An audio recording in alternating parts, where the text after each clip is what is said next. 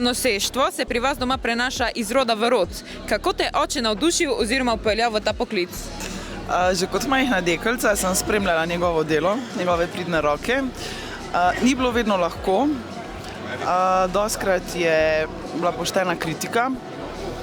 Zdaj vse zelo cenim, ker me je le na tak način naučil, kako delati varno in dobro.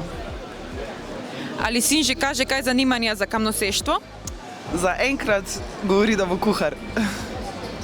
Predstavljam si, da je to težko delo, verjetno še posebej za ženske. Vsako delo je težko, če ga ne opravljaš z srcem. Na festivalu gre za dvoletni projekt. Kakšni so načrti za naslednje leto, menda bodo lahko ustvarjali tudi obiskovalci? Da, lahko, ampak samo najbolj pogumni. Iz česa bo nared Kunigundin memorial? Kunigundin memorial bo narejen iz lipiškega apnenca, unita. Ali si lahko sama izbirala, katero vrsto kamna boš uporabila? Zaradi Andreja, ko sem lahko sama izbirala. Vzel si je 2 uri časa, da smo hodili po kamnolomu in izbrali primeren kamen. Hvala mu. Super, hvala vam. Hvala.